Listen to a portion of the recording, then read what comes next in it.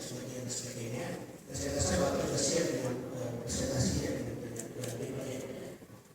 Hadirin Pak Nur M.H.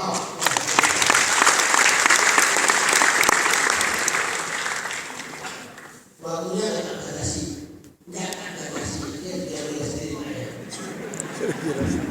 Selamat siang Bapak Ibu yang saya hormati, salam sejahtera kita semua. Pertama saya mau berterima kasih kepada Direksi Bursa Efek Indonesia yang sudah mengundang saya untuk membagikan pengalaman dari prestasi Bursa Efek Indonesia selama 20 tahun.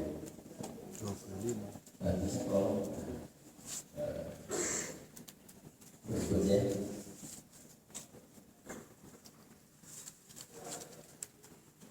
Saya tidak cerita ini karena waktu tidak mengizinkan.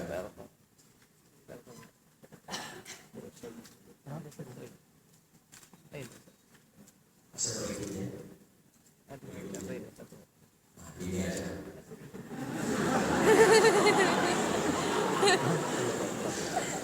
Gambar karung.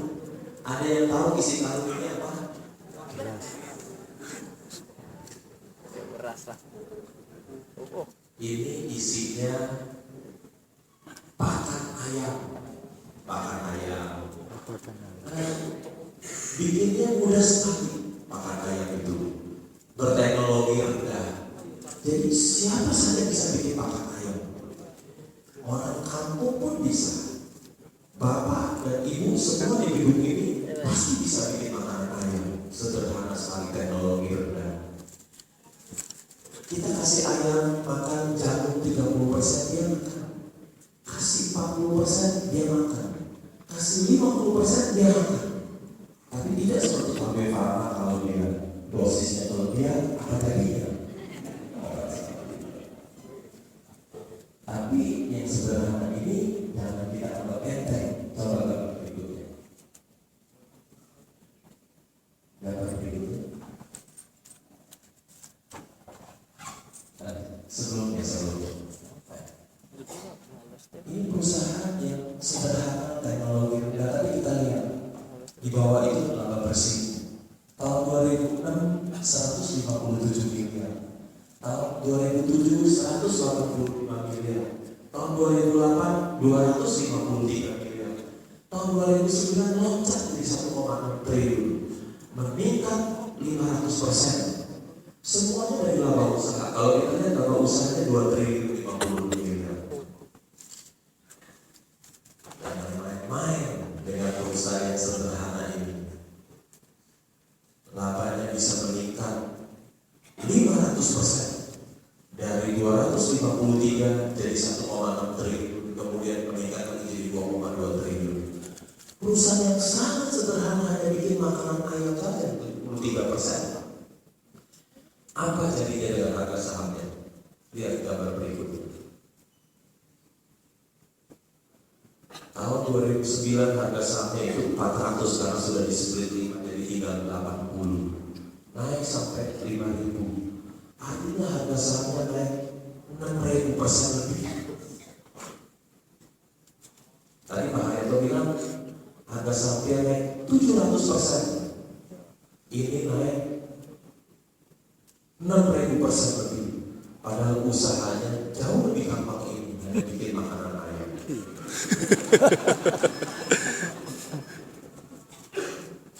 Saya mulai membeli perusahaan ini ketika dia 400 rupiah.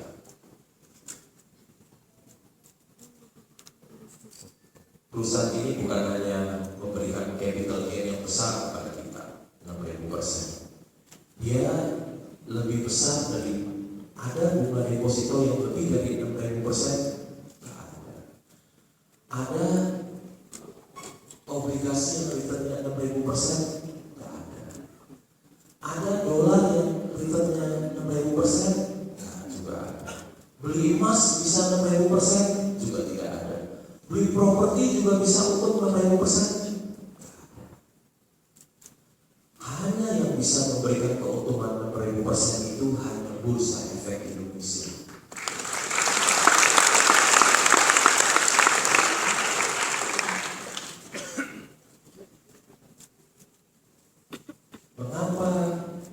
investor kita juga masih sedikit. Karena mereka tidak tahu di Bursa Efek Indonesia ada return 6.000%, mereka tidak tahu. Kalau mereka tahu ada return 6.000% lebih, mungkin puluhan juta orang akan datang ke Bursa Efek Indonesia. Mereka akan membeli saham di sini. Berikutnya.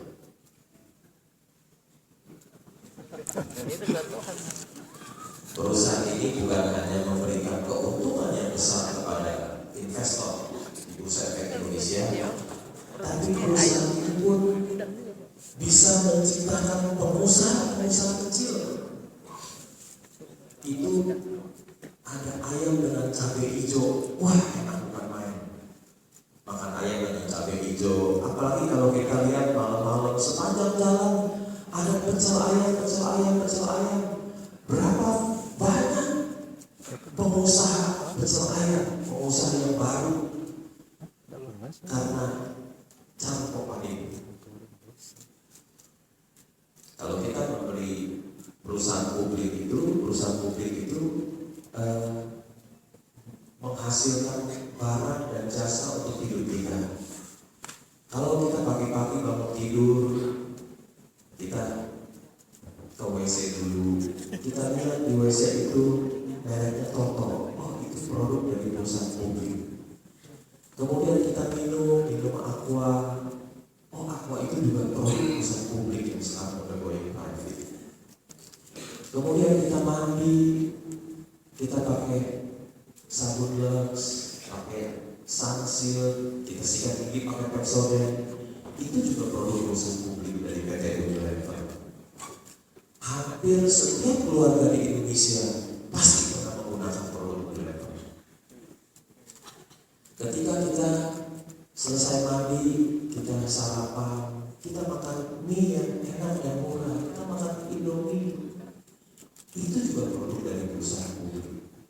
Ketika kita sarapan, kita nonton TV, mungkin kita nonton SCTV, RCTI, TV One, Antv, Indosiar, itu juga semuanya perusahaan publik. Waktu kita nonton TV, mungkin kita dapat telepon itu mungkin dari Telkomsel, dari XL, dari Indosat, itu juga perusahaan publik. Kemudian kita pergi ke kantor, kita naik Avanza, Toyota Avanza, kita beli dari Astra International, dari perusahaan publik juga. Kemudian kacanya mungkin buatan Astra juga perusahaan publik. Mungkin banyak dari Butir Indonesia, dari PT Gajah Tunggal, banyak dari perusahaan publik. Kemudian kita ke kantor, kita lewat jalan tol. Ini jalan tol itu Jasa Marga atau Citra Marga, Nusapala, itu juga jalan tol milik perusahaan publik.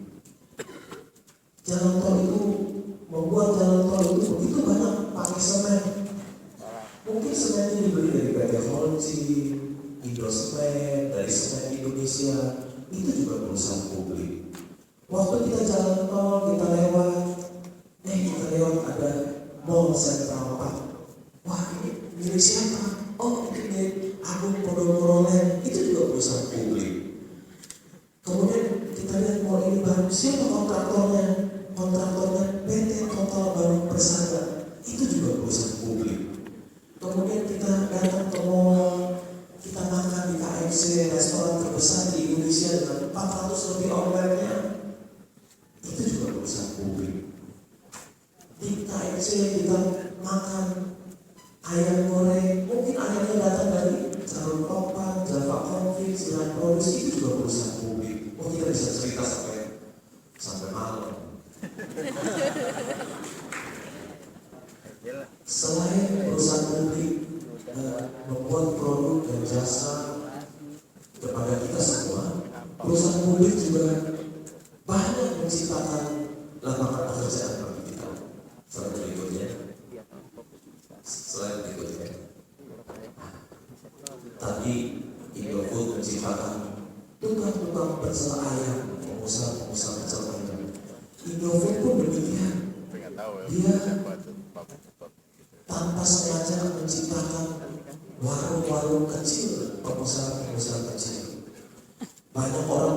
School of Entrepreneur, sekolah pengusaha. Tapi lulusannya hanya sedikit yang jadi pengusaha, tetap jadi karyawan. Tapi mereka tidak mendirikan sekolah usahawan, tapi begitu banyak jutaan usahawan yang tercipta. Selanjutnya, slide selanjutnya. Ini tuh Bang Ojek. Astra Internasional dengan karyawannya lebih kurang 180.000 orang. Ada 180.000 orang yang mendapatkan kesejahteraan dan kemakmuran dari Astra Internasional. Belum dia punya dealer. Teman saya dealer sepeda motor, saya tanya karyawannya berapa? Ada 100. Bahkan produknya sepeda motor ini dipakai untuk menarik ojek. Ada puluhan juta orang yang mendapatkan pekerjaan dan mencari nafkah dari menarik ojek. Mereka mau bekerja tidak dalam lapangan pekerjaan, tapi sekarang mereka bisa menarik ojek untuk menafkahi keluarga mereka, istri dan anak-anak. Kalau mereka tidak bisa mencari nafkah, tidak ada lapangan pekerjaan, apa yang mereka? Mungkin dengan terpaksa mereka harus nodong, mencuri, merampok. Kita yang tinggal di Indonesia jadi tidak aman.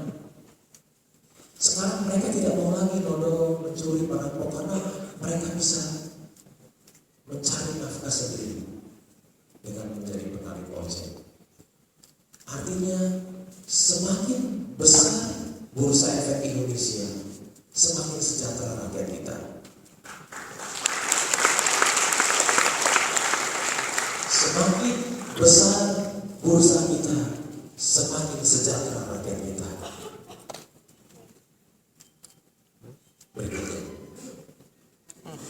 ini ada seorang bapak tua. Saya senang lihat bapak tua ini sedang belajar di taman.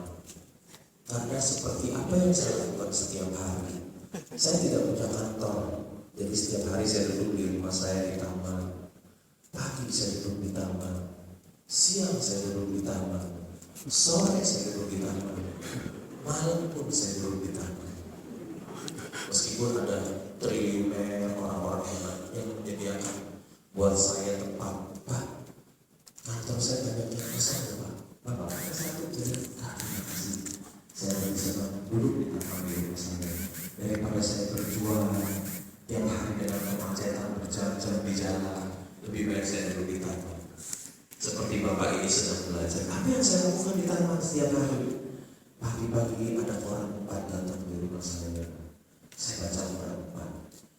Wartawan-wartawan itu mencari berita dari para direksi perusahaan publik. Mereka menulis berita yang penting.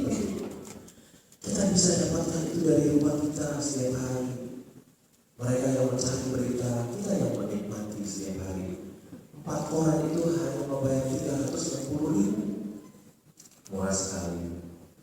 Ada berita yang bagus, yang penting. Saya gunting, saya file. Masukkan ke otak dari huruf A sampai huruf Z. Jadi kalau saya ada sesuatu yang penting, saya tidak ingat lagi apa. Wartawan mempunyai kontribusi yang besar bagi keberhasilan dari seorang investor. Wartawan yang cerdas dapat membuat masyarakat menjadi cerdas.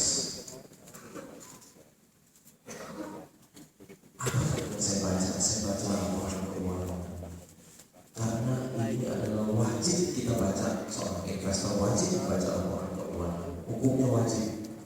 Karena dari laporan keuangan kita bisa tahu berapa penjualannya, berapa labanya, berapa hutangnya, berapa modal sendirinya, semua keuangan kita bisa tahu. Agar seperti tadi Pak Ito bilang, agar kita tidak membeli kucing dalam karung. Kalau kita membeli perusahaan publik tanpa terlebih dahulu membaca laporan keuangan, kita sedang membeli kucing dalam karung. Apalagi yang saya baca? Pengumuman dari emiten-emiten yang diberikan kepada Bursa Efek Indonesia. Kemudian Bursa Efek Indonesia masukkan di websitenya supaya orang seluruh dunia bisa membaca. Setiap hari membaca pengumuman dari emiten itu. Mungkin satu hari ada 100 pengumuman yang saya baca. Yang penting saya print, saya file buat arsip saya pribadi. Selanjutnya, gambar selanjutnya. Ini adalah saya adalah seorang value investor. Jadi setiap hari hanya menghitung, memperkirakan berapa nilai intrinsik dari perusahaan publik ini. Kalau harga pasarnya jauh lebih murah dari nilai intrinsiknya, maka saya sebagai seorang value investor akan membeli harga saham itu. Menghitung nilai pasar sangat mudah. Harga sahamnya dikalikan dengan jumlah sahamnya. Jadi nilai pasarnya, tapi nilai intrinsiknya, menghitung nilai intrinsik kita harus menghitung dengan hati-hati dan agak sulit. Jadi kalau kita menemukan perusahaan yang salah harga, kita akan membeli, kita simpan, dan kita akan mendapatkan keuntungan dari situ. Selanjutnya, gambar selanjutnya. Ini rahasia sukses menjadi seorang investor saham. Ini rahasia suksesnya. Bagaimana Warren Buffett, investor terbesar dunia, menghabiskan waktunya? Menurut perhitungannya, dia menghabiskan sekitar 6 jam sehari untuk membaca dan 1 atau 2 jam untuk menelpon. Sisa waktunya dia pakai untuk berpikir. Orang yang sudah usia 83 tahun masih membaca 6 jam satu hari. Seringkali kita mengidolakan Warren Buffett, menjadi idola kita. Tapi apa yang kita lakukan terbalik dari Warren Buffett. Warren Buffett dia membaca laporan keuangan, tapi yang kita lakukan beli software. Software itu bisa mencari saham-saham yang menguntungkan buat kita. Kita tidak mau melakukan pekerjaan rumah, melakukan riset dan penelitian. Jadi apa yang kita lakukan tidak sama dengan yang Warren Buffett lakukan. Kita tidak mau belajar dan kita hanya ada orang jual software, kita beli software yang cari kita saham. Kalau memang software itu manjur, buat apa dijual kepada saudara? Dia pakai sendiri aja untuk mencari kekayaan.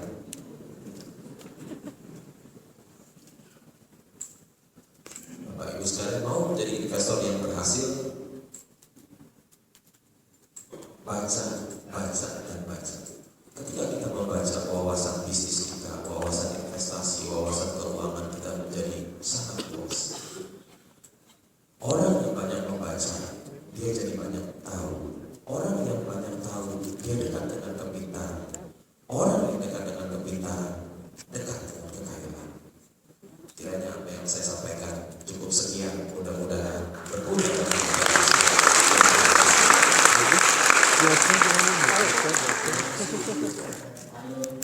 Sebenarnya banyak sekali lagi. Nanti saya pikir kita tanya jawab.